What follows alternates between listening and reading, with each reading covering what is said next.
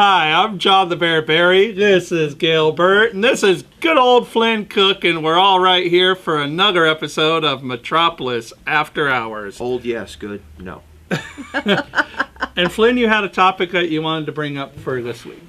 Oh, yes, I did. Frankly, guys, I was doing a little bit thinking about it and talking with some of my other friends about it, and honestly, the home viewing audience might have an idea what I'm talking about. Event fatigue.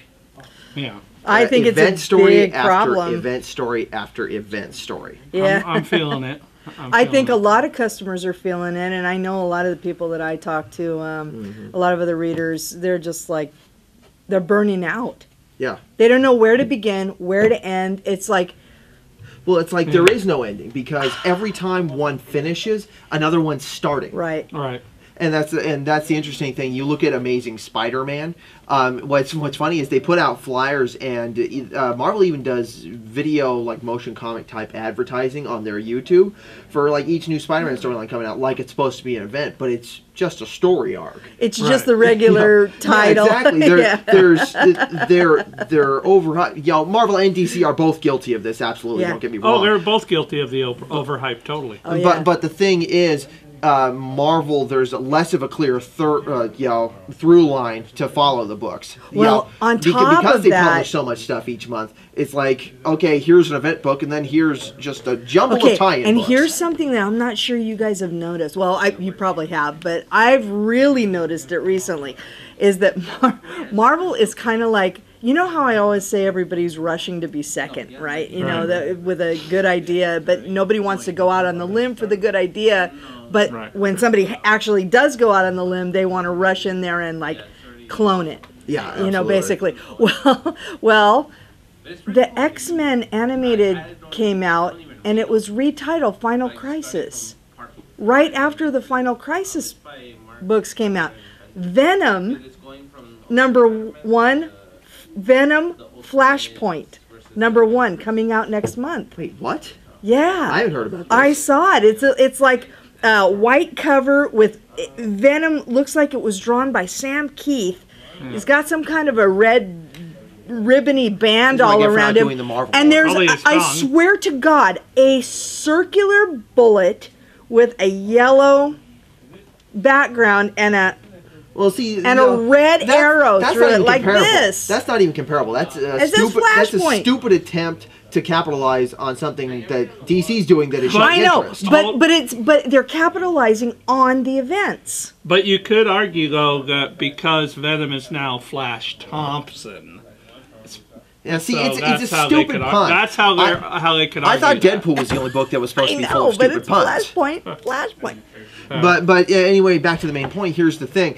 I just am surprised at how different the event comic has been treated, because for those of you who don't know, event comics started as an idea in the 80s. They were like a summer thing, they were a seasonal thing, and they couldn't have a million times because comic books were sold. In the late 70s. Yeah.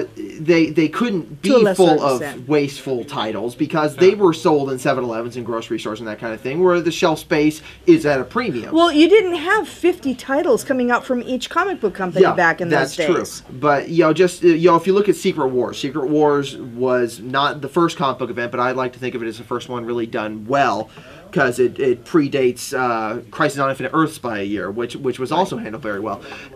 It was just 12 issues. There were no spin-off books. And even though the comics didn't stop their publishing, the alternate books for Spider-Man and X-Men and all that, there was a clear divisive line. In Amazing Spider-Man 251, look it up, it ends with Spider-Man finding this portal in the Central Park, that, yeah. And he hops into it saying, "What's this?" I forget. He here's a call for help from it or something. Hey, it opened a portal. Let me in it. That's what he actually says. And then I gotta check this out.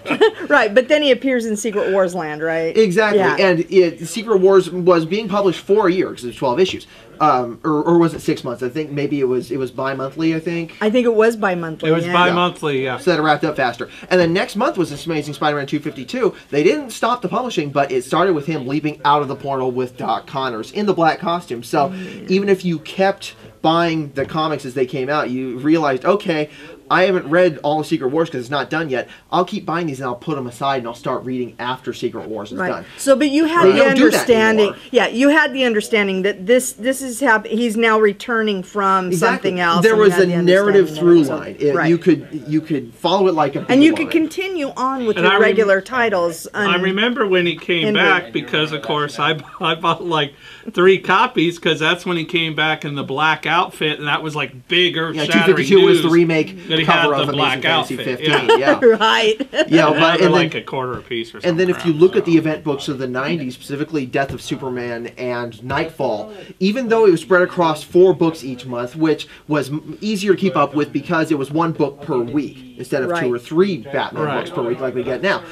You'd read one and then it would quite clearly tell you continued in. So you could follow it like a map. Right. You know, and they just don't do that anymore. If you're lucky, occasionally, like with Age of X right now, the covers actually say Part 1, Part 2, Part 3. But you have to do some hunting around. It's one of those times when I really miss the DC, you know, the triangle numbering system that they used to have. I remember that's right. Several years that was back. in the 90s. It was really nice for events like that because it did make it easier to keep track of what was coming next. You know, so you could stack them all up, you know. Right. And, you know, it would be, you know, listen up, Marvel DC. If you pay attention, for God's sake, listen up.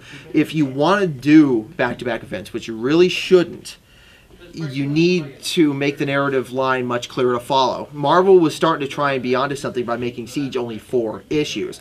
But then there was all the tie-ins and stuff that you had to read. And that's the to problem. understand. I think that's where they lose readers, is because you have all these millions of different tie-ins, and the narrative through the actual main storyline, it seems to really be fragmenting off and taking a lot of forks in the road that people don't really have the money. It's because of this. There are so many people working in the industry now, and so many people just off the street hungry for their shot. In the old days, it used to be, you know, if you were lucky to get in, they'd say, okay, wait your turn. Right. Grant Morrison is doing his run on Batman. You want to tell your Batman stories, you'll take over the book after he gets done. Right. But no, now, if some Yahoo walks in off the street and has his artist friend that can't draw, but they're desperate to put out more books each month, they'll say, okay, you get a mini-series. So that's why you get 4 Captain America books coming out in 1 week. That happened like 2-3 weeks ago. Yeah, it's ridiculous. You know, so they're flooding the market, which we have already said before. Right. But now it's jacking up the continuity because all these people don't intercommunicate It is with each jacking other. up the continuity. However, on the publisher's side and on the retailer's side, the numbers don't lie. The truth is, as much as people complain about it and say that they don't like the events, that they're burnt out on the events, the sales go right through the roof, and they make a lot more money on it. I do have to disagree with you on one thing about that, because Thor, the Mighty Avenger, great book that Roger Landridge did, beautiful art also. There was so much Thor product being pushed out in since the movie's coming out that it killed that book. And that book is a beautiful looking book, was well written, aimed at teens as well as adults, just terrific book. But thing. it killed it because there was too much product stuff. You know, 11 different titles. To try and find a good book becomes like literally like trying to find a needle in a haystack. Right. Exactly. It is ridiculous, and quite honestly, you know, the only reason, and I consider this fact, the only reason that there's huge sales spikes is because the nature of the industry has changed since the 90s, when the focus became on collectability. There are a lot of people that, you know, read comics that the sales never spike because they're collecting, because they think they'll be worth money someday. Anyway, well, we're hoping that we're not going to have a speculator bubble again. That is always, you know, a concern. But I think that the moral to the story here is we want quality product, we want great stories, and if it can be a big event, then that's great, but we don't need all the side offshoot things, all the accessories. And a little less events. What we really want is more meat and potatoes and a little bit more substance, I think. Well, we're being signaled that we're running out of time, so we'll see you guys next time on Metropolis After Hours. Stay cool.